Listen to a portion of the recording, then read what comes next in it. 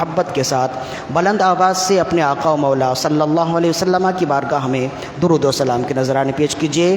اللہم صلی علی سیدنا و مولانا محمد طب القلوب و دوائها وعافیت الابدان و شفائها و نور الابصار و ضیائها و روح الارواح و غذائها وعلى آلہ و اصحابہ وبارک وسلم صلاۃ و سلام علیک یا رسول اللہ صلی اللہ علیہ وآلہ وسلم۔ سرنامہ کلام میں جس آیت مقدسہ کی تلاوت کا شرف حاصل کیا سورہ زمر کی آیت ہے۔ سورہ زمر قرآن مجید کے 23ویں پارے سے شروع ہو کر 24ویں پارے کے شروع میں ختم ہوتی ہے۔ جس آیت مقدسہ کی تلاوت کا شرف حاصل کیا سورہ زمر کی آیت نمبر 9 ہے اور اس کا تعلق 23ویں پارے سے ہے۔ سورہ زمر کی آیت نمبر 9 میں اللہ رب العزت نے اپنے نیک لوگوں کا ذکر کیا، اپنے خاص بندوں کا ذکر کیا اور ارشاد فرمایا امن ہوا قانت آناء اللیل ساجدا وقائما یحذر الآخرہ ویرجو رحمت ربی۔ کیا وہ شخص جو رات میں ڈرتے ہوئے قیام کرتا ہے، امن ہوا قانت آناء اللیل ساجدا وقائما، کیا وہ شخص جو رات میں قیام کرتا ہے، اللہ کی عبادت کرتا ہے حالت سجدہ میں، حالت قیام میں، یحذر الآخرۃ ویرجو رحمت ربی، اور جو آخرت سے ڈرتا بھی ہے اور رب کی رحمت کی امید بھی رکھتا ہے، کیا وہ شخص اس جیسا ہو سکتا ہے جو راتوں میں غفلت سے سوتا ہے؟ اور کیا وہ شخص اس جیسا ہو سکتا ہے جو آخرت سے ڈرتا نہیں؟ کیا وہ شخص اس جیسا ہو سکتا ہے جس کے دل میں رب کی رحمت کی امید نہیں؟ فرمایا یہ دونوں ایک جیسے نہیں۔ پھر فرمایا هل يستوي الذين يعلمون والذين لا يعلمون انما يتذكر اولو الالباب، کیا جاننے والے اور بے جان برابر ہیں؟ کیا عالم اور غیر عالم برابر ہیں؟ هل يستوي الذين لا يعلمون، کیا برابر ہیں وہ لوگ جو جانتے ہیں؟ هل يستوي الذين يعلمون، کیا جاننے والے والذین لا يعلمون، اور نہ جاننے والے، یعنی علم والے اور بغیر علم والے برابر ہیں؟ فرمائے یہ دونوں بھی برابر نہیں، جیسے وہ دونوں برابر نہیں ویسے یہ دونوں بھی برابر نہیں۔ انما یتذکر اولو الالباب، نصیحت تو وہی لوگ قبول کرتے ہیں جو عقل مند ہیں، مثالوں کو تو وہی لوگ سمجھ سکتے ہیں جو عقل مند ہیں۔ کون برابر ہے اور کون برابر نہیں، کس کا مقابلہ کس کے ساتھ کیا جائے گا، یہ تو وہی لوگ جانتے ہیں جو عقل مند ہے۔ بے عقلوں کو کیا معلوم کہ کون کس کے مقابلے میں ہے اور کون کس کے مقابلے میں نہیں۔ یہاں دو مقابلے بیان کیے گئے، فرمائے ایک وہ جاننے والا اور نہ جاننے والا، یا جاننے والے اور نہ جاننے والے، یہ برابر نہیں، اور وہ شخص جو رات میں جاگ کر عبادت کرتا ہے، کبھی سجدہ کرتا ہے، کبھی قیام کرتا ہے، اور پھر اس کے اپنے ڈر میں وہ اپنے دل میں رب کا خوف بھی رکھتا ہے، رب کے رحمت کی امید بھی رکھتا ہے، وہ شخص اس جیسا نہیں ہو سکتا جو رات غفلتوں میں گزارتا ہے، جو رات غفلتوں میں سوتا ہے، نہ سجدہ کرتا ہے نہ قیام کرتا ہے، اور اس کے باوجود کہ اس کے اعمال کچھ بھی نہیں ہیں، اس کے باوجود نہ وہ آخرت کا خوف دل میں رکھتا ہے اور نہ ہی رب کی رحمت اپنے دل میں رکھتا ہے، نہ وہ رب کی رحمت کی امید رکھتا ہے اور نہ ہی رب کا خوف اپنے دل میں رکھتا ہے۔ یہ دونوں برابر نہیں ہیں، بالکل ایسے ہی جیسے جاننے والے اور نہ جاننے والے برابر نہیں ہیں، یہ دونوں الگ الگ ہیں۔ ابتدائی طور پر چند باتیں ہیں جو غور طلب ہیں، جہاں سے ہم اپنی گفتگو کو آغاز کریں گے۔ اس میں دو فائدے ہیں جو بغیر کسی حاشیے کو ہاتھ لگائے ہم سمجھ سکتے ہیں۔ یعنی کہ اس آیت مقدسہ میں جب ہم نے تلاوت کی امن ہوا قانت آناء اللیل ساجدا وقائما یحذر الآخرہ ویرجو رحمت ربی، کیا وہ بندہ جو رات اپنے رب سے ڈرتے ہوئے قیام کرتا ہے، عبادت کرتا ہے اور اپنے دل میں رب کا خوف بھی رکھتا ہے، رب کی رحمت کی امید بھی رکھتا ہے، یہ اور وہ شخص جو غفلت میں رات گزارتا ہے اور اس کے دل میں رب کی رحمت سے امید بھی نہیں ہے اور رب کا خوف بھی نہیں ہے، یہ دونوں برابر نہیں ہیں۔ ابتدائی طور پر جب ہم نے یہ آیت تلاوت کی اور جب آپ نے یہ آیت سنی تو ذہن میں دو باتیں بالکل خود بخود آ جاتی ہیں۔ سب سے پہلی بات یہ آتی ہے کہ رب کو جیسے اور اعمال پسند ہے، رات میں جاگ کر قیام کرنا بھی پسند ہے۔ اس میں کسی حاشیے کی ضرورت نہیں ہے، کسی تفسیر کی ضرورت نہیں ہے۔ یہ قرآن مجید کی آیت کا یوں سمجھ لیجئے کہ وہ فائدہ ہے جو ہر شخص جو جاننے والا ہے وہ بھی اس فائدے کو حاصل کر سکتا ہے، سمجھ سکتا ہے، جو نہ جاننے والا ہے وہ بھی سمجھ سکتا ہے۔ مطلب یہ ہے کہ جب اللہ نے جاگنے والے، عبادت کرنے والے اور عبادت نہ کرنے والوں کو الگ الگ بیان کیا اور فرمایا یہ دونوں ایک جیسے نہیں ہیں، تو مطلب یہ ہوا کہ جو رات میں جاگ کر قیام کرنے والے اور اللہ کی بندگی کرنے والے ہیں وہ بہت مقرب بارگاہ ہیں، وہ اللہ کے پسندیدہ بندے ہیں، اور جو غفلت میں وقت گزارنے والے ہیں وہ اللہ کے ناپسندیدہ بندے ہیں۔ اس سے سب سے پہلا فائدہ ہمیں حاصل ہوا، سب سے پہلی بات جو ہم سیکھ پائے قرآن مجید کی اس آیت سے کہ اللہ رب العزت جس طرح اور دیگر اچھے اعمال کو پسند فرماتا ہے، قرآن مجید کی اس آیت سے ہمیں معلوم ہوا کہ رات میں جاگ کر عبادت کرنا اللہ کے پسندیدہ نیک بندوں کا طریقہ، اور اللہ رب العزت کو یہ عمل بہت زیادہ پسند ہے۔ یہی وجہ ہے کہ اب اسی آیت کے تحت ابن عباس رضی اللہ عنہما روایت کرتے، جسے امام ثعلبی نے اسی آیت کے تحت نقل کیا۔ جب یہ آیت تلاوت کی گئی تو نبی صلی اللہ علیہ وسلم، ظاہر ہے کہ قرآن مجید کی آیت کی جو سب سے بہترین تفسیر ہے وہ تو یہ ہے کہ قرآن کی آیت کی تفسیر خود قرآن کرے، اور اس کے بعد جو سب سے بہترین تفسیر ہے وہ یہ ہے کہ قرآن مجید کی آیت کی تفسیر رسول اللہ صلی اللہ علیہ وسلم بیان کریں۔ تو اس آیت کی تفسیر جب رسول اللہ صلی اللہ علیہ وسلم نے ارشاد فرمائی تو آپ نے فرمائی، حضرت ابن عباس رضی اللہ عنہما اس آیت کے اس حدیث کو روایت کرنے والے، اور امام ثعلبی نے اپنی تفسیر سے، اپنی سند سے تفسیر ثعلبی نے اس حدیث کو روایت کیا۔ عن ابن عباس رضی اللہ عنہما قال قال رسول اللہ صلی اللہ علیہ وسلم، ابن عباس رضی اللہ عنہما فرماتے ہیں کہ رسول کریم رؤوف الرحیم علیہ افضل الصلاۃ والتسلیم نے ارشاد فرمایا، من احب ان یحون اللہ فی الموقف علیہ یوم القیامہ، جو شخص یہ چاہتا ہے کہ قیامت کے دن محشر کے میدان میں اللہ رب العزت اس کے ساتھ نرمی کا معاملہ فرمائے۔ اب کون نہیں چاہتا کہ اللہ اس کے ساتھ نرمی کرے؟ فرمائے من احب ان یحون اللہ فی الموقف علیہ یوم القیامہ، جو شخص یہ چاہتا ہے کہ قیامت کے دن اللہ اس کے ساتھ نرمی فرمائے، فلیرہ اللہ فی سواد اللیل ساجدا وقائما، تو اسے چاہیے کہ وہ اپنے رب کو دکھائے کہ وہ رات کی تاریکی میں سجدہ اور قیام کرتا ہے، وہ اپنے رب کو دکھائے، اس لیے کہ عبادت رب کے لیے ہے نا، تو وہ اپنے رب کو دکھائے۔ فلیرہ اللہ فی سواد اللیل ساجدا وقائما، اسے چاہیے کہ وہ رات کی تاریکی میں اپنے رب کو دکھائے کہ مولا میں تیری بارگاہ میں سجدہ کرنے والا ہوں، میں تیری بارگاہ میں قیام کرنے والا ہوں۔ ویحذر الآخرہ ویرجو رحمت ربی، اور اسے چاہیے کہ وہ آخرت کا خوف رکھے اور رب کی رحمت سے امید بھی رکھے۔ فرمایا جو شخص رات میں جاگ کر قیام کرنے والا ہوگا، رات کی تاریکی میں وہ اپنے رب کو عبادت کرنے والا، دکھانے والا ہوگا، رسول اللہ صلی اللہ علیہ وسلم ارشاد فرمایا وہ شخص ایسا ہوگا کہ رب کا ایسا پسندیدہ بندہ ہے، محشر کے میدان میں جب ہر شخص پر سختی کا معاملہ ہوگا اللہ اس کے ساتھ نرمی کا معاملہ فرمائے گا۔ دعا کیجئے کہ اللہ رب العزت ہم تمام کے ساتھ نرمی کا معاملہ فرمائے، شان ستاری کا معاملہ فرمائے۔ ہر ایک کو چاہیے کہ دعا بھی کرے اور دعا کے ساتھ ساتھ یہ دعا بھی کرے۔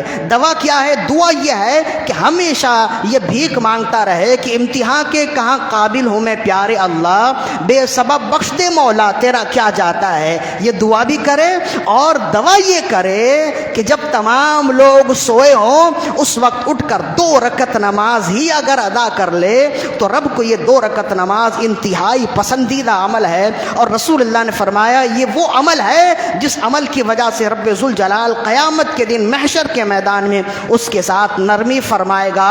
اب دیکھیں کہ رسول اللہ صلی اللہ علیہ وسلم تو ہمیں یہ سکھا رہے ہیں، ہمیں یہ بتا رہے ہیں کہ تم اگر چاہتے ہو کہ محشر میں تمہارے ساتھ نرمی کی جائے، تم رات میں 2 رکعت نماز پڑھ لیا کرو، تم رات میں قیام کر لیا لیا کرو, تم رات میں تھوڑی دیر اٹھ کر رکوع سجود کر لیا کرو, نفلی عبادت کر لیا کرو, 2 رکعت نماز نفل پڑھ لیا کرو. رسول اللہ کا پسندیدہ عمل اور رب ذوالجلال کا پسندیدہ تو عمل تو یہ ہے, لیکن ان لوگوں کا کیا کیا جائے جو دن میں 5 وقت کی نماز بھی نہیں پڑھتے؟ وہ کس کھاتے میں جائیں گے؟ رب تو نفلی اس عبادت کو پسند فرماتا ہے, اور جو یہ عبادت کرنے والے نہیں, رب ذوالجلال کی اس آیت کے تحت ہمیں معلوم ہوا وہ اللہ کے بندے تو ہیں لیکن پسندیدہ بندے نہیں ہیں. اللہ کے پسندیدہ بندے وہ لوگ ہیں جو رات میں جاگ کر عبادت کرتے ہیں.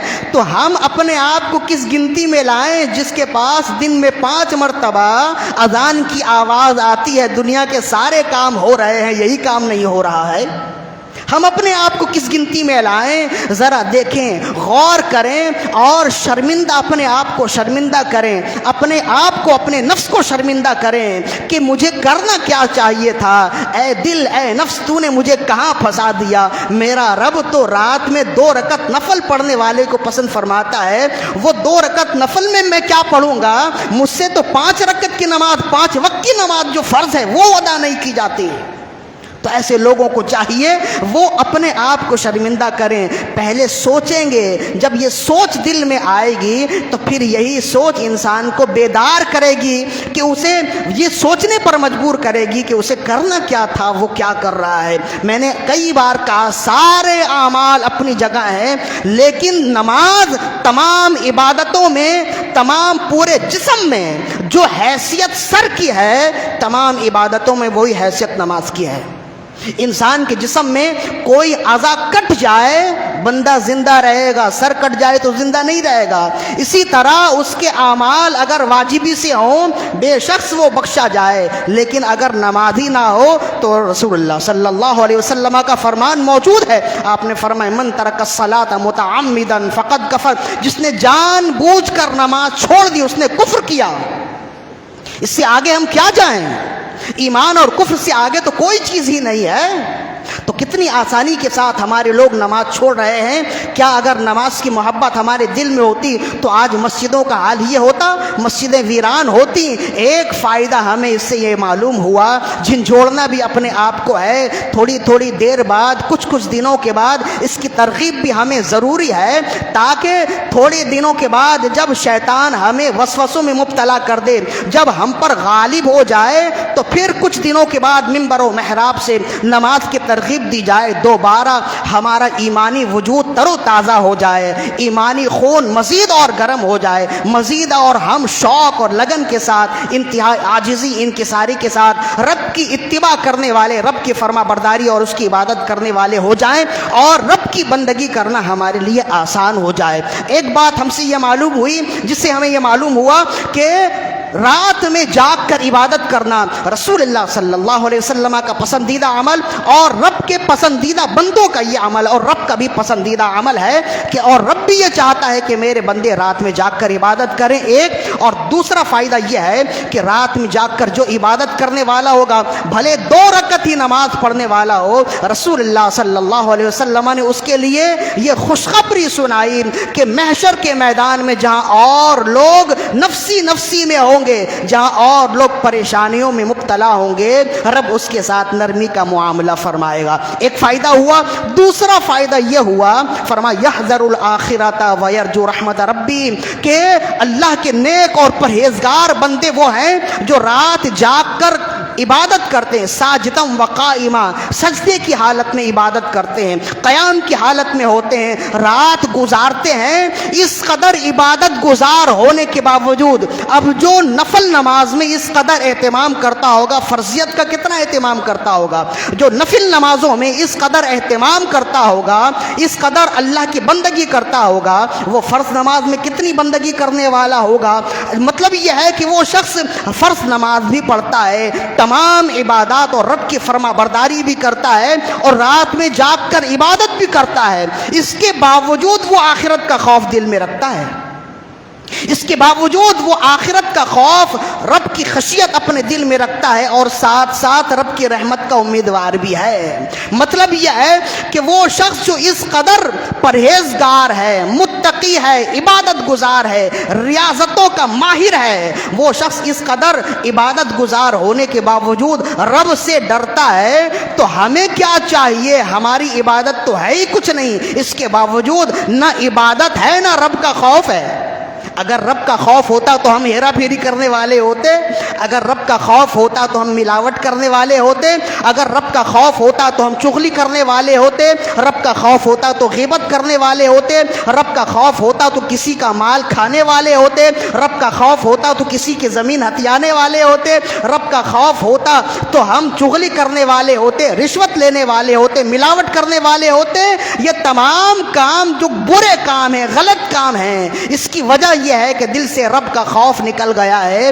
دیکھیے کہ ہم قرآن جنہیں کہتا ہے کہ یہ میرے پرہیزگار بندے ہیں، یہ میرے اچھے بندے ہیں، ان کی نشانی یہ ہے کہ وہ دن بھی عبادت میں گزاریں، راتیں بھی قیام اور سجدوں میں گزاریں، اس کے باوجود رب سے ڈرتے ہیں۔ مطلب یہ ہے کہ کچھ ہمیں بھی شرم ہونی چاہیے، کچھ ہمیں بھی حیا ہونی چاہیے۔ جب ہمارے پرہیزگار اور رب کے پسندیدہ بندے اس قدر رب سے ڈرتے ہیں تو کچھ نہ کچھ ہمیں بھی رب سے ڈرنا چاہیے، اور جب گناہ کے لیے قدم اٹھیں تو رب سے ڈرتے ہوئے ہمارے قدم رک جانے چاہیے۔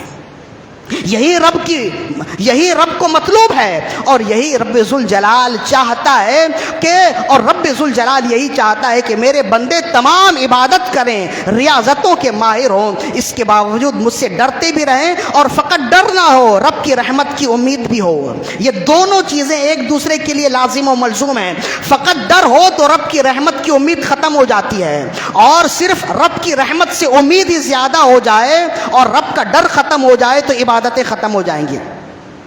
اگر دل میں فقط یہی ہو کہ رب بڑا بادشاہ ہے، رب رحمان ہے، رحیم ہے، بے شک وہ رحمان و رحیم ہے، وہ بخش دے گا، وہ جنت میں داخل کرے گا، بے شک یہ امید ہونی چاہیے، لیکن یہ امید اس قدر غالب ہو جائے کہ رب کا ڈر ہی ختم ہو جائے تو پھر عبادتوں کا مطلب کیا ہے؟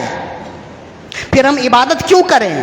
پھر ہم اپنی زندگی کو ستھرا کیوں کریں؟ پھر ہم حلال کیوں کھائیں؟ رب مہربان ہے، بخش دے گا۔ مطلب یہ ہے کہ رب ذوالجلال کے جہاں صفاتی نام رحمان و رحیم ہے، وہیں قہار و جبار بھی ہے۔ یہ جو نام اللہ نے دیے ہیں نا ہمیں یاد کرنے کے لیے، ہمیں پڑھنے کے لیے، رب کے نام ہیں، قرآن مجید میں بھی ہیں، دیگر احادیث میں بھی ہیں، تو ان ناموں میں اگر دیکھیں تو رب کہ جہاں نام رحمان و رحیم ہے، رحمت فرمانے والا، وہیں قہار و جبار بھی ہے۔ رب سختی فرمانے والا، وہیں باریک لطیف، باریک بین، یعنی چھوٹی سے چھوٹی نیکی کو بھی دیکھنے والا اور چھوٹے سے چھوٹے گناہ کو بھی دیکھنے والا ہے۔ یہ نام ہمیں بتاتے ہیں کہ ایمان نام ہے رب کے غضب کو اور رب کی رحمت دونوں کے درمیانی کیفیت کو جاننے کا اور دل میں ماننے کا۔ یعنی اگر فقط رحمت کا غلبہ ہو، خوف ختم ہو جائے تو انسان بے عمل ہو جائے گا، اور اگر رب کے غضب کا غلبہ ہو جائے، رحمت کی امید کم ہو جائے، تب بھی انسان وہ بات نہیں ہوگی جو رب کی رحمت سے اگر دوری ہو جائے تو اللہ کو یہ بھی پسند نہیں ہے۔ ایمان رب سے ڈرنے کا بھی نام ہے اور رب کی رحمت سے امید رکھنے کا بھی نام ہے۔ اسی وجہ سے قرآن مجید کی آیت میں کہا گیا کہ وہ نیک بندے دن میں بھی عبادت کرتے، راتیں بھی قیام میں گزارتے، اس کے باوجود ان کا عمل کیا، ان کی کیفیت کیا ہے؟ یحذر الآخرۃ ویرجو رحمت ربی، آخرت کا خوف بھی رکھتے ہیں، رب کی رحمت کی امید بھی رکھتے ہیں۔ یہ تو قرآن مجید کی آیت۔ اب اسی کی تفسیر جب رسول اللہ صلی اللہ علیہ وسلم نے بیان کی تو آپ نے ارشاد فرمایا، جس کو امام ترمذی نے نقل کیا، امام جلال الدین السیوطی الشافعی رحمہ اللہ نے در منصور میں بھی نقل کیا، امام ابن ماجہ نے بھی نقل کیا، حضرت انس بن مالک رضی اللہ عنہ اس کے راوی ہے۔ عن انس بن مالک رضی اللہ عنہ قال دخل رسول اللہ صلی اللہ علیہ وسلم على رجل وهو في الموت، رسول اللہ صلی اللہ علیہ وسلم کو خبر ملی کہ ایک شخص بیمار ہے اور قریب الموت ہے، یعنی مرنے کے قریب ہے، تو آپ اس کی عیادت کے لیے گئے تو آپ نے دیکھا کہ بس اب یہ انتقال کرنے والا ہے، ظاہری ایسے آثار نظر آئے جس سے معلوم ہوا کہ اب یہ دنیا سے رخصت ہونے والا ہے، تو آپ قرب موت اس شخص کے پاس پہنچے اور آپ نے اس سے پوچھا کیف تجدک، دل میں تم کیا محسوس کر رہے ہو؟ تم اپنے دل میں کیا اس وقت تم اپنے دل میں کیا محسوس کر رہے ہو؟ تو اس نے کہا کہ ارجو و اخافو، میں رب کی رحمت سے امید بھی لگائے بیٹھا ہوں اور رب کے خوف سے میرا دل لرز بھی رہا ہے۔ میرے دل میں رب کا خوف بھی ہے اور میرے دل میں رب کی رحمت کی امید بھی ہے۔ تو فقال رسول اللہ صلی اللہ علیہ وسلم لا یستمعان فی قلب عبد فی موطن مثل هذا، فرمایا کہ اس مقام پر جس شخص کے دل میں یہ دونوں کیفیتیں جمع ہو جائیں کہ اس کے دل میں رب کی رحمت بھی ہو اور جہنم کا خوف بھی ہو، رب کے غضب کا خوف بھی ہو، اس موقع پر جس عبد مومن کے دل میں یہ دونوں چیزیں جمع ہو جائیں الا اعطاہ اللہ الذی یرجو وآمنہ الذی یخاف، تو اللہ رب العزت اس خوف کی وجہ سے جس چیز کا طلب وہ رکھتا ہے اللہ وہ اسے عطا فرمائے گا، اور جس جہنم کا خوف رکھتا ہے اللہ اسے امن بھی رکھے گا۔ تو یہ دونوں چیزیں انسان کے دل میں ہونی چاہیے، رب کی رحمت کی امید بھی ہو اور رب کا خوف بھی ہو۔ کہیں انسان بد عمل ہو کر ایسا نہ ہو کہ رب کی رحمت کی امید دل سے نکال دے، اور کہیں ایسا بھی نہ ہو کہ رب کی رحمت کی امید اس قدر غالب ہو جائے کہ انسان بے عمل ہو جائے۔ دونوں کی درمیانی کیفیت کا نام اسلام ہے، اور انہی دونوں کی درمیانی کیفیت کو قبول کرنے والے کا نام مومن ہے۔ یہ دو فائدے ہمیں ملے، جس سے معلوم ہوا ایک فائدہ تو یہ ہے کہ رب قیام کرنے والے عبادت کرنے والوں کو پسند فرماتا ہے، اور دوسرا فائدہ یہ ملا کہ اللہ کے نیک بندے تمام عبادات کرنے کے باوجود بھی اللہ کی خفیہ تدبیر سے ڈرتے رہتے ہیں، اللہ کی خفیہ تدبیر سے ڈرتے رہتے ہیں۔ یہ نیک بندوں کا کام ہے۔ نیک بندوں کا طریقہ صرف نیک بندوں کا طریقہ نہیں، بلکہ امام بیہقی نے لکھا، کیسی خوبصورت حدیث ہے، امام بیہقی لکھتے ہیں کہ رسول اللہ صلی اللہ علیہ وسلم کی بارگاہ میں جبریل امین حاضر خدمت ہوئے تو زار و قطار رو رہے تھے اور کانپ رہے تھے، زار و قطار رو رہے تھے اور کانپ رہے تھے۔ تو رسول اللہ صلی اللہ علیہ وسلم نے پوچھا ما یبکی کا، اے جبریل تم کیوں رو رہے ہو، کیوں کانپ رہے ہو؟ تو عرض کرنے لگے کہ ما جفت لی عین منذ خلق اللہ جہنم مخافتا ان اعصیہ فیلقینی فیہا، جب سے رب نے جہنم کو بنایا ہے اس روز سے میرے آنسو تھمتے ہی نہیں، میری آنکھیں بہنے سے رکتی ہی نہیں ہیں، فقط اس خوف سے کہ کہیں رب کے خفیہ تدبیر کے میں اس میں نہ آ جاؤں، کہیں ایسا نہ ہو جائے کہ رب کی خفیہ تدبیر میرے اوپر آ جائے اور رب ذوالجلال مجھے بھی جہنم میں داخل فرما دے۔ امام غزالی اس کو اس طرح سے لکھتے ہیں کہ فرشتے آئے بارگاہ الہی میں اور عرض کرنے لگے اور کانپ رہے تھے، تو رب ذوالجلال نے فرمایا اے میرے فرشتوں، کیا میں نے تمہیں مقام و منزلت عطا نہیں کی؟ کیا میں نے تمہیں معصوم نہیں بنایا؟ تو وہ فرشتے عرض کرنے لگے مولا تو نے سب کچھ بنایا ہے لیکن تیری خفیہ تدبیر سے ہم ڈرتے رہتے ہیں۔ اللہ نے فرمایا تم اس وقت تک امن سے رہو گے جب تک میری خفیہ تدبیر سے ڈرتے رہو گے۔ پھر قرآن مجید کی آیت جو رسول اللہ نے تلاوت فرمائی، سورہ اعراف کی آیت نمبر 99 پارہ بالکل شروع میں فرمایا فلا یأمن مکر اللہ ولا یأمن مکر اللہ الا القوم الخاسرون، خبردار اللہ کی خفیہ تدبیر سے بے خوف نہ ہونا، اللہ کی خفیہ تدبیر سے بے خوف وہی لوگ ہوتے ہیں جو خسارہ اٹھاتے ہیں، جو نقصان والے ہیں وہی خفیہ تدبیر سے بے خوف ہوتے ہیں، ورنہ عبادت کرنے والے بھی خوف زدہ ہوتے ہیں۔ کیا خوف رکھتے؟ حسن بصری سے پوچھئے کیا خوف رکھتے، حضرت بایزید بستامی سے پوچھئے، رات بھر عبادت کرتے، دن میں عبادت کرتے، حلال بھی اس خوف سے چھوڑ دیتے کہ کہیں ایسا نہ ہو کہ اس کا بھی حساب دینا میرے لیے مشکل ہو جائے، اس کے باوجود وہ آنکھیں بہتی رہتی، ان کی آنکھیں بہتی رہتی اور ہمیشہ خوف سے لرزتے رہتے۔ جب لوگ پوچھتے تو فرماتے سب کچھ ہے، ایک خوف یہ ہے قیامت کے دن اگر رب نے یہ کہہ دیا میں کسی عمل کو پسند نہیں کرتا تو میں کیا کروں گا، میں نے تیرا کوئی عمل قبول نہیں کیا تو میں کیا کروں گا؟ وہاں ہڑتال کرنا تو ہے نہیں، میں نے سب کچھ کر لیا، اللہ نے فرمایا میں کوئی عمل قبول نہیں کروں گا۔ اب اس کا جواب کیا ہوگا کسی کے پاس؟ وہ بادشاہ ہے، وہ رب ہے، فعال لما یرید، وہ جو چاہے کرے۔ تو اکابرین امت جنہوں نے زندگی لگا دی اللہ کو راضی کرنے میں، عبادت کرنے میں، اس کے باوجود وہ ایسا خوف رکھتے فقط اس لیے کہ رب کی خفیہ تدبیر ہے، کہیں ایسا نہ ہو کہ رب میرے بارے میں کوئی خفیہ تدبیر فرمائے اور قیامت کے دن میں تو خوش رہوں کہ میں نے زندگی گزار دی ہے اعمال میں، اچھی اعمال میں، اور رب کی بارگاہ میں جب جاؤں تو رب فرمائے میں نے تمہارا کوئی عمل قبول نہیں کیا، تب تو صفر ہو گیا، پھر میں کیا کروں گا؟ اسی وجہ سے وہ خوف رکھتے تھے۔ حضرت سلمان الفارسی رضی اللہ تعالی عنہ کا عمل دیکھیے اور ان کی سوچ دیکھیے، ان کی سوچ وہاں تک جاتی ہے، میں نے کہیں دوسری جگہ کسی دوسرے کے بارے میں یہ نہیں پڑھا سوائے صحابہ کرام کے بارے میں، چند ایک صحابہ کرام کے بارے میں ایسی سوچ ملتی ہے، اس کے بعد ان کے بعد میں نے آج کی دنیا میں تو یہ سوچ بالکل ناپید ہے۔ کہتے ہیں حضرت سلمان الفارسی رضی اللہ عنہ، تب یہ یوں سمجھ لیجئے کہ سب سے پہلے ایمان لانے والوں میں آپ کا شمار ہوتا ہے۔ جب بہت کم لوگ ایمان لائے تھے نا مدینے میں آنے کے بعد، حضرت سلمان الفارسی رضی اللہ تعالیٰ عنہ پہلے ایمان لانے والوں میں شمار ہوتے ہیں، یعنی کہ سابقون الاولون میں آپ کا بھی شمار ہوتا ہے۔ سلمان الفارسی رضی اللہ تعالیٰ عنہ قدیم الاسلام ہے۔ تو فرماتے ہیں، اور پھر ایک وقت ایسا گزرا کہ آپ اصحاب صفہ میں سے تھے۔ اصحاب صفہ یعنی مسجد نبوی میں آج بھی وہ صفہ موجود ہے، وہ چبوترا، وہاں صحابہ کرام چند غریب اور مسکین صحابہ کرام بیٹھا کرتے تھے جن کے آگے پیچھے کوئی بھی نہیں، نہ کوئی خاندان ہے، نہ بیوی بچے ہیں، نہ ماں باپ ہے، نہ بھائی بہن، کوئی بھی نہیں ہے۔ تو ان کا ٹھکانہ کیا ہوگا، کھانا پینا کیا ہوگا؟ تو وہ مسجد میں ہی بیٹھے رہتے تھے۔ جیسے حضرت سلمان الفارسی ہے، صہیب رومی ہے، حضرت ابو ہریرہ رضی اللہ عنہ ہے، اور بھی کئی ہیں، حضرت سعد بن ابی وقاص کو بھی ان میں شمار کیا گیا۔ یہ تمام لوگ وہ ہیں جو اصحاب صفہ میں سے تھے۔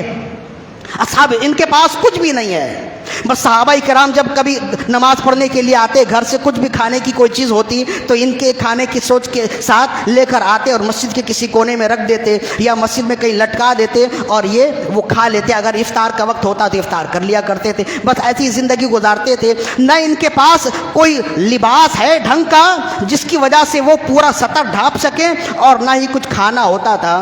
ایک وقت تو حضرت سلمان فارسی نے وہ گزاری، اور پھر ایک وقت وہ ہوا جب رسول اللہ صلی اللہ علیہ وسلم کا وصال ہو گیا، جب صدیق اکبر رضی اللہ عنہ کا وصال ہو گیا، حضرت عمر بن خطاب رضی اللہ تعالیٰ عنہ کے دور میں حضرت سلمان فارسی یمن کے ایک علاقے کے گورنر بنا دیے گئے، گورنر بنا دیے گئے۔ اس کے باوجود چونکہ آپ کا مزاج فقیرانہ تھا، مسکینانہ آپ کا مزاج تھا، اس کے باوجود آپ بہت سادگی پسند تھے۔ تو کہتے ہیں کہ اپنے لوگوں کے ساتھ ایک جگہ سے پیدل گزر رہے تھے،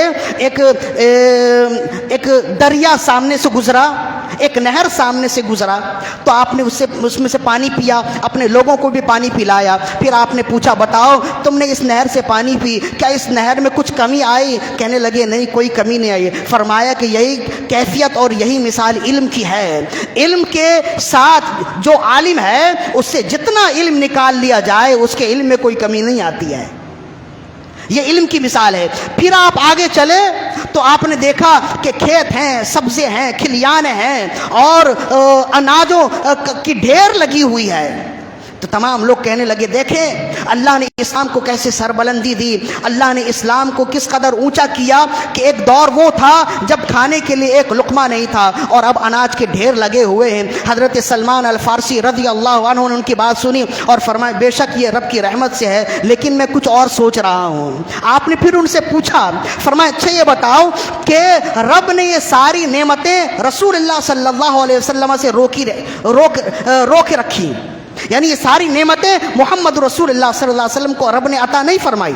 بظاہر آپ ایک دن کھاتے تو ایک دن آپ فاقہ کرتے۔ حضرت صدیق اکبر رضی اللہ تعالیٰ عنہ کو رب نے یہ نعمت عطا نہیں کی، یہ آسودگی عطا نہیں کی، آپ کے پاس یہ ان نعمتوں کا ڈھیر نہیں تھا، بظاہر تو آپ کے پاس نہیں تھے نا۔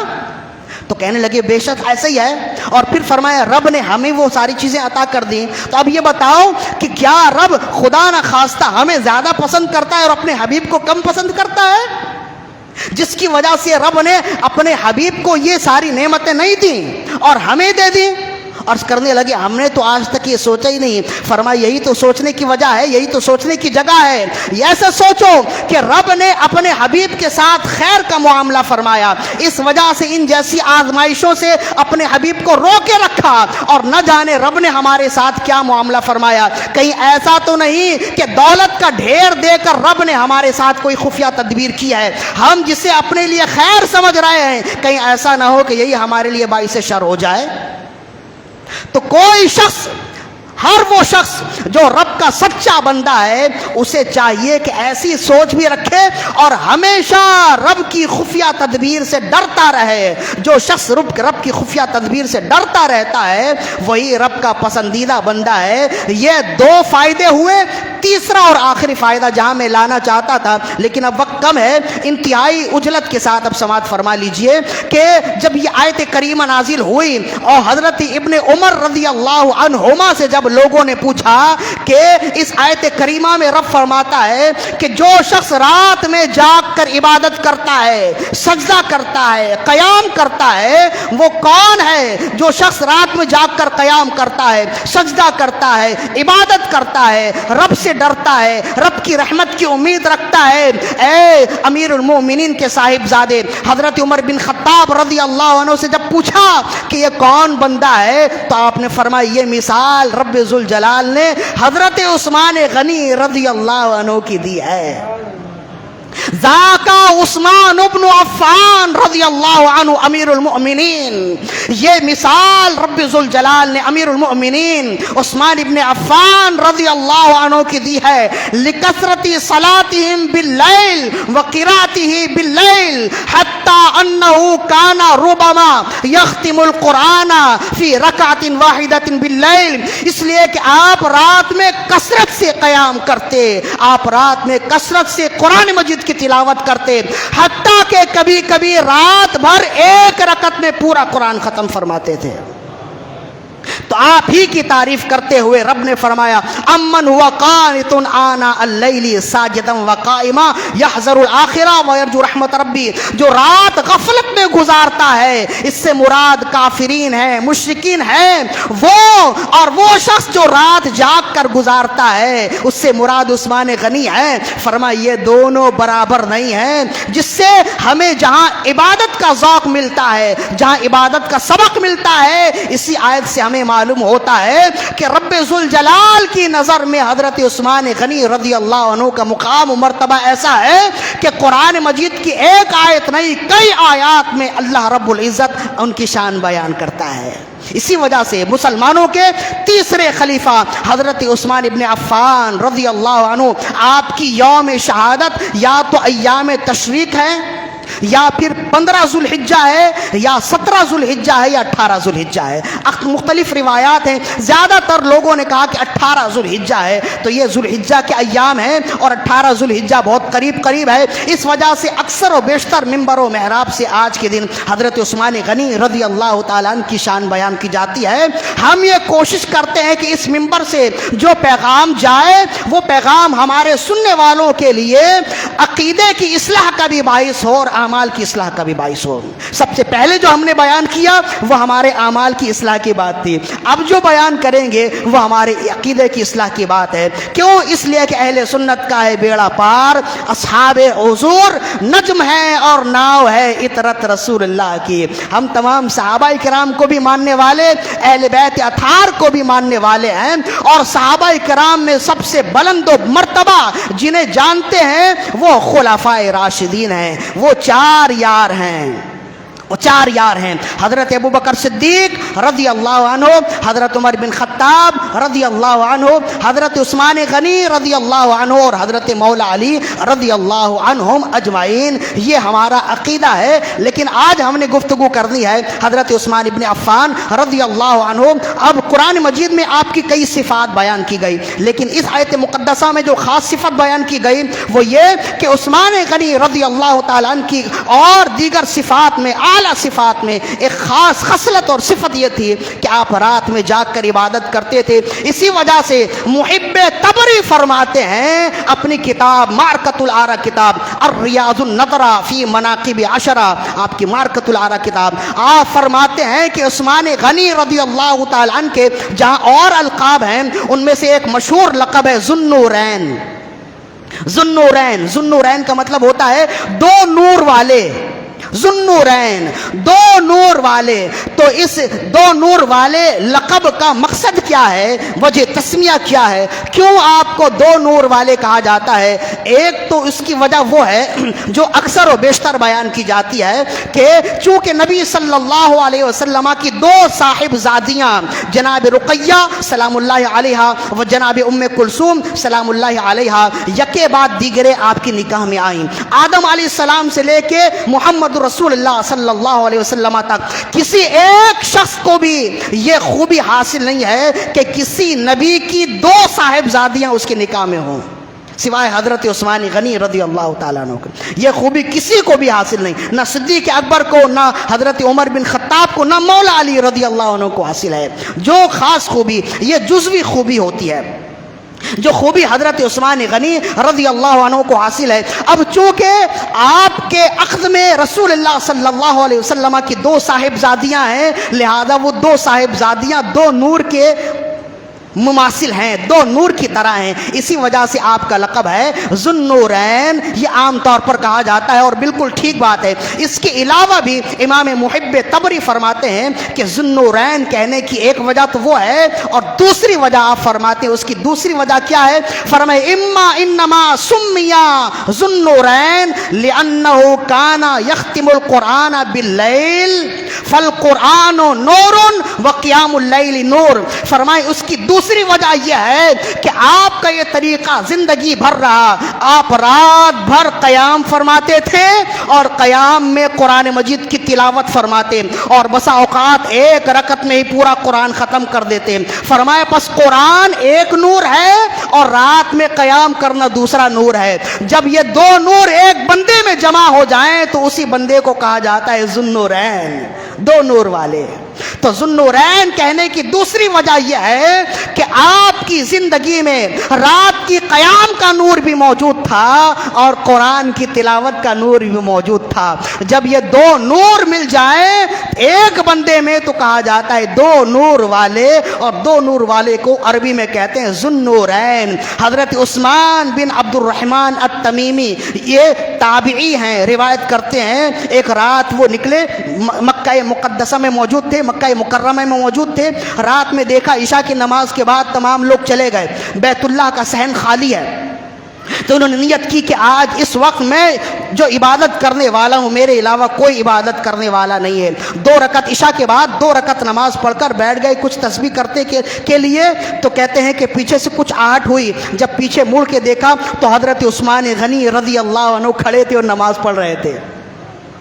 کہتے ہیں یہ رات بھر دیکھتے رہے کہ اور یہ سوچتے رہے اب یہ نماز ختم کریں گے، اب یہ نماز ختم کریں گے، اب یہ نماز ختم کریں گے۔ جس وقت آپ نے دوسری رکعت کا سلام پھیرا بس چند منٹ کے بعد ہی فجر کی اذان کا وقت ہو گیا۔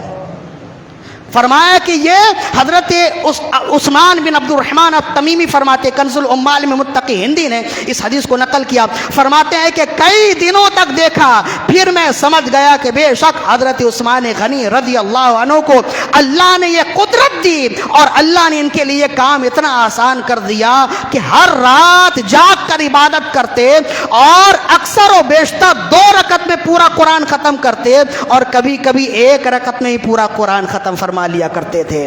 تو آپ کی محبت رات کے قیام سے بھی تھی اور قرآن مجید کی تلاوت سے بھی تھی، اسی وجہ سے یہ دونوں نور مل جائیں تو پھر کہا جاتا ہے ذوالنورین، دو نور والے، اسی وجہ سے آپ کا لقب ذوالنورین ہے۔ اب اس میں اور بھی بہت سے اقوال ہیں کہ آپ کو ذوالنورین کیوں کہا گیا۔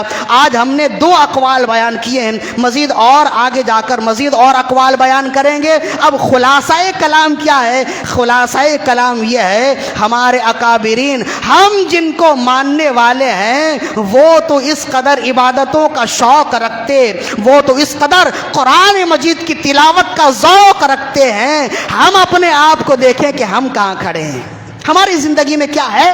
بولیے، ہماری زندگی میں ہے نماز کا ذوق ہے، قرآن کی تلاوت کا ذوق ہے، تھوڑا وقت مل جائے تو ہم سوشل میڈیا دیکھ لیں، کوئی اپڈیٹ دیکھ لیں، یہ وقت ہمارے پاس ہے۔ کوئی شخص کتنا بھی مصروف ہو آج کے دور میں، لیکن سوشل میڈیا کا اپڈیٹ دیکھنے کے لیے وہ اپنا وقت نکال لے گا، تھوڑا وقت ہی نکال لے گا۔ کیا ایسا ہے کہ قرآن سے بھی ایسے ہی لگاؤ ہو؟ ایک دن کے لیے اگر موبائل فون اگر خدا نخواستہ خراب ہو جائے اور ایک دن کے لیے بننے چلا جائے تو آج کا نوجوان اپنے آپ کو خالی سمجھتا ہے، گویا وہ کسی کام کا نہیں ہے، بیکار ہے۔ کیا یہی کیفیت اس کے دل میں اس وقت ہوتی ہے جس دن وہ تلاوت قرآن مجید نہ کرے؟ کیا یہی کیفیت ہوتی ہے جس دن وہ نماز چھوڑ دے؟ کیا یہی کیفیت ہوتی ہے؟ ایک وقت کا کھانا نہ کھائے تو کیسی گھبراہٹ ہوتی ہے، کیسی الجھن ہوتی ہے اور کیسی بے چینی ہوتی ہے۔ کیا ایسی بے چینی ہوتی ہے جب ایک وقت کی نماز چھوٹ جائے؟ کیا ایسی بے چینی ہوتی ہے جب ایک دن آپ قرآن کی تلاوت نہ کریں؟ اللہ کے واسطے اپنا قبلہ درست کیجئے۔ یہ مسلمانوں کا طریقہ نہیں ہے جو طریقہ ہم گزار رہے ہیں۔ ہم نے اپنے اکابرین کا طریقہ بھی بتایا، اور جو اکابرین کے پیشوا ہیں، جن کے نالین کی خاک ہمارے سروں کا تاج ہے، وہ عثمان غنی رضی اللہ عنہ، ہم تو ان کے مقام تک نہیں پہنچ سکتے، لیکن ہمیں کچھ حیا ہونی چاہیے، کچھ شرم ہونی چاہیے۔ ہم جنہیں اپنا آقا، جنہیں اپنا مولا، جنہیں اپنا پیشوا مانتے ہیں، اور جن کے بارے میں ہمیں یہ امید ہے اور یہ امید یقین تک پہنچ گئی ہے کہ ہماری یہ بخشش فرمائیں گے، یہ امید ہے نا، یقین بھی ہے ہماری بخشش فرمائیں گے، جنہیں ہم اپنا آقا اور پیشوا اور قائد سمجھتے ہیں، ان کی زندگی تو ایسی مہکی ہوئی تھی قرآن کی تلاوت سے، نمازوں سے ان کی زندگی ایسی معمور تھی، مہکی ہوئی تھی۔ ہماری زندگی پھیکی کیوں ہے؟ یہ ہر شخص تصور کرے۔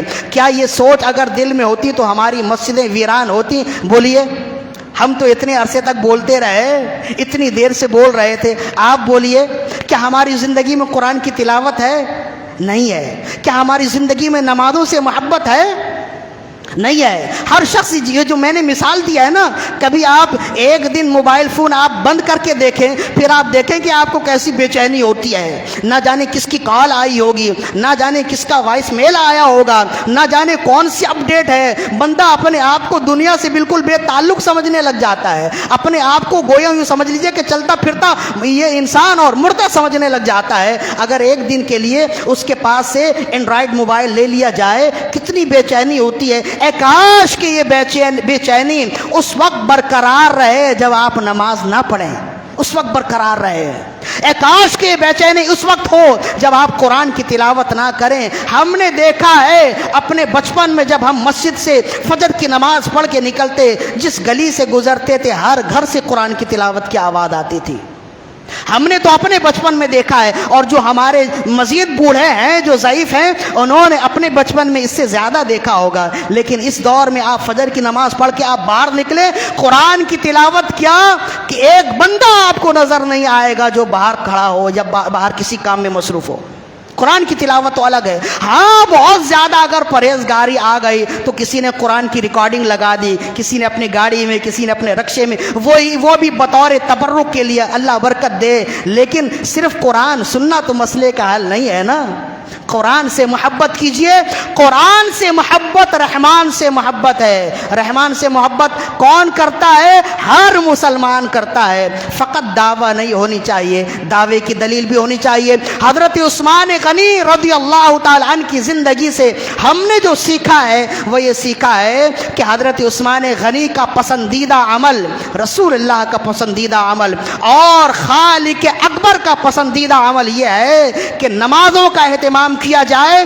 فرائض کے بعد راتوں میں قیام کرنے والا انسان رب کا پسندیدہ بندہ ہے, رسول اللہ کا پسندیدہ بندہ ہے, اور حضرت عثمان غنی رضی اللہ تعالی عنہ کا یہ عمل پسندیدہ عمل, اور اس عمل کو کرنے والا پسندیدہ ہے. آپ کا بھی پسندیدہ ہے, آپ کا بھی نور نظر ہے, اور بلا شک اس پر کوئی شک نہ رہے, جو شخص زندگی بھر یہ عمل کرتا رہے گا حضرت عثمان غنی ضرور اس کی شفاعت فرمائیں گے. تو آج سے اپنی نیت کیجئے کہ یہ مہینہ حضرت عثمان غنی رضی اللہ عنہ کا بھی مہینہ ہے. اس مہینے میں اور بھی نسبتیں ہیں نا, لیکن ان نسبتوں میں ایک نسبت حضرت عثمان غنی کی ہے. پہلے اگر ہم نمازوں میں سستی کیا کرتے تھے, اب اپنے آپ کو مستعد کیجئے, اب اپنے آپ کو چاق و چوبند کیجئے, نمازوں کا اہتمام کیجئے.